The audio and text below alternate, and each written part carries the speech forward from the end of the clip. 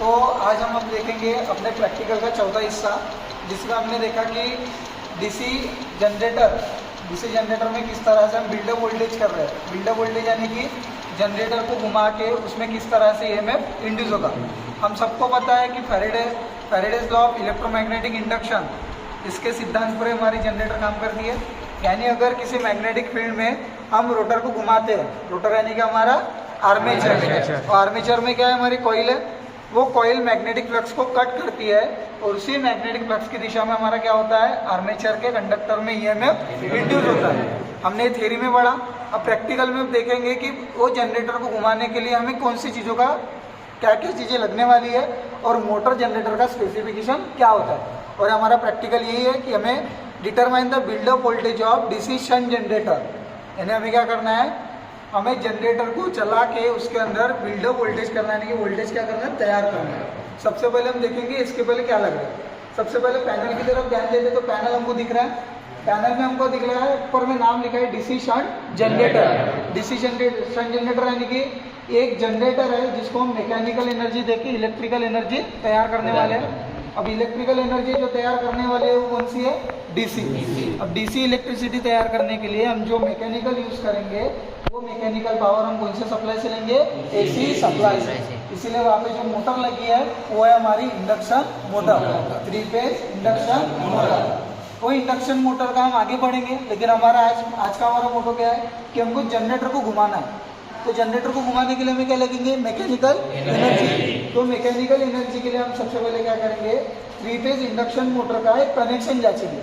ठीक है, कनेक्शन जांचेंगे यानी हमें देखना है कि अगर हमें मैकेनिकल एनर्जी इंडक्शन मोटर से लेनी है तो हमें क्या करना है। तो सबसे पहले हमारे पास क्या चाहिए, 3 फेज का सप्लाई। 3 फेज का सप्लाई मेरे 4 पोल आइसोलेटर में, 4 पोल आइसोलेटर यानी कि आर वाई बी और न्यूट्रल। वो न्यूट्रल का सप्लाई जब मैं बाहर लाता हूँ तो मैंने क्या किया, वो न्यूट्रल का सप्लाई आर वाई बी के थ्रू किसको दिया, स्टार्टर को। ये मेरा स्टार्टर है। ये हम इसके अगले वीडियो में अगले क्लास में हम इसको जानेंगे कि हमारा स्टार्टर क्या होता है, एसी मोटर का स्टार्टर। ये स्टार्टर को मैंने सप्लाई दिया, स्टार्टर के थ्रू आउटपुट निकले और वो आउटपुट कहाँ पे दिया मैंने, मोटर को। ये मेरा कौन सा कनेक्शन हो गया, एसी मोटर का। अब एसी मोटर का मुझे यहाँ पे काम नहीं है, मेरे को क्या करना है, सिर्फ एसी मोटर को चलाना है और उसकी मैकेनिकल एनर्जी किसको देनी है, जनरेटर। अब जैसा कि हमको पता है डीसी शंट है, शंट में कितने टर्मिनल होते हैं, शंट में कितने टर्मिनल होंगे, शंट के टोटल टर्मिनल होंगे हमारे 4, 2 आर्मेचर के और 2 शंट फील्ड वाइंडिंग के, जो यहाँ पे हमको दिख रहे 4 टर्मिनल।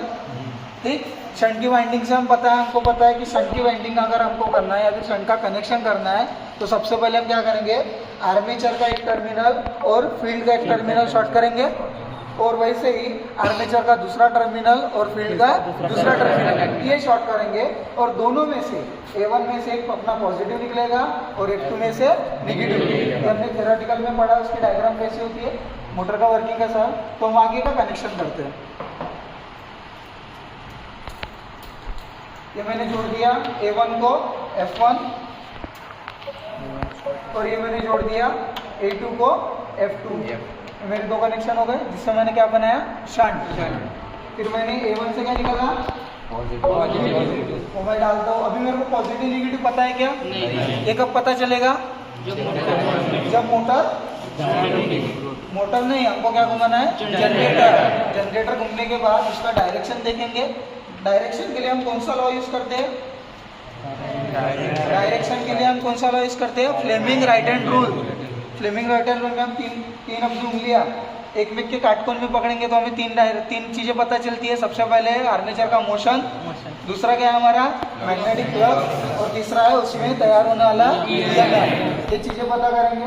अभी मैंने शंट का कनेक्शन करके किसको दिया, वोल्टमीटर।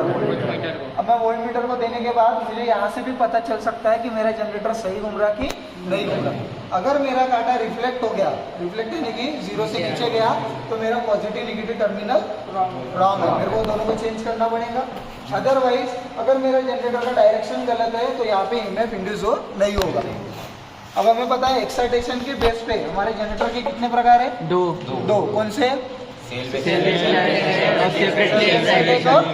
एक्साइटेशन। उसी के आधार पर हमारे पास जो जनरेटर आज है वो हमारा है कौन सा, सेल्फ सेपरेटली, कौन सा एक्साइटेशन हमें ध्यान रखना है कि जनरेटर को गलत दिशा में नहीं घुमाना है। अगर गलत दिशा में घूमता है तो उसका रेसिडुअल मैग्नेटिज्म क्या हो जाएगा। अब मैं सिंपल कनेक्शन से क्या करता हूँ, मेरा 3 फेज सप्लाई ऑन करूंगा, मेरा 3 फेज सप्लाई ऑन हो गया। फिर मैं स्टार्टर के स्टार्ट बटन से ये मेरे को ध्यान रखना है कि मेरा वोल्ट मीटर का रीडिंग कहाँ पे जाता है। अगर ये नीचे जाएगा तो मेरा टर्मिनल क्या हो जाएगा, चेंजेस। अगर वो स्टेबल रहता है या फिर वो रीडिंग नहीं बताता तो मेरे को RYB सप्लाई की सहायता से उसको क्या करना पड़ेगा, डायरेक्शन चेंज करना। अब इसको मैं घुमाता हूँ, मेरा डायरेक्शन क्या है अभी ये मैंने कैसे किया, मेरा वोल्ट मीटर का रीडिंग 220 या 230 के वोल्ट मीटर पे गया। हमको पता है उसमें लिखा है हमारा जो वोल्टेज है वो कितना है शन जनरेटर का 220। यहाँ पे मुझे 220 मिल गया। तो 220 मिलने से मेरा क्या हो गया, यहाँ पे मेरा जनरेटर सही तरह से परफॉर्म हो रहा है। अगर यहाँ पे मानो मेरी रीडिंग 200 के नीचे 150-100 तक होती तो क्या होता, ये अगर जनरेटर का मेरा टर्मिनल, आवाज़ नहीं आ रही, मैं आवाज़ कम कर देता हूँ।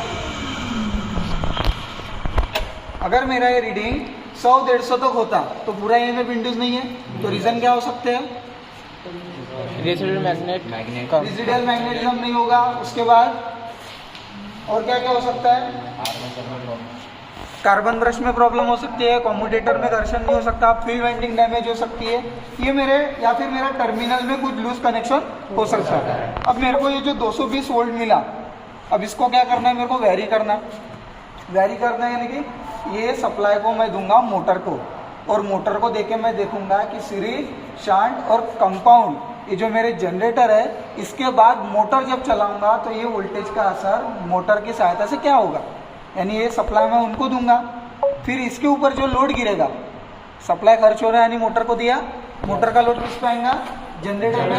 तो जनरेटर को मेरे को एनालिसिस करना है कि लोड देने पर, अब जैसा मैं देखता हूँ यहाँ पे मेरी रीडिंग जो है, ये रीडिंग बता रहा है मेरे 230 बराबर। हमने थ्योरेटिकल में जब इसका कर्व पढ़े तो ध्यान दिया है कि जनरेटर अपने टर्मिनल वोल्टेज से थोड़ा ज़्यादा होता है। तब शुरुआत में ये थोड़ा ज़्यादा है, 220-230 के पास है। अब अगर ये टर्मिनल वोल्टेज लोड देने पर थोड़ा सा कम होता है तो मेरा परफॉर्मेंस क्या होगा, सही होगा। जैसे जैसे थोड़ा लोड बढ़ते जाएगा मेरा EMF कम होते हैं, लेकिन पूरा कम होगा क्या, ये सीरीज जनरेटर नहीं है। सीरीज जनरेटर में क्या होता है, लोड बढ़ने पर टर्मिनल वोल्टेज कम होता है।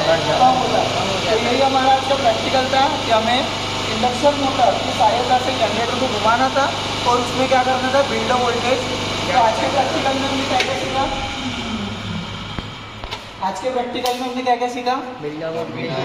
सबसे पहले हमने देखा इंडक्शन मोटर को सप्लाई 3 फेज का सप्लाई दिया, वो सप्लाई के समय हमने क्या किया, पहले कौन सी मोटर घुमाई, इंडक्शन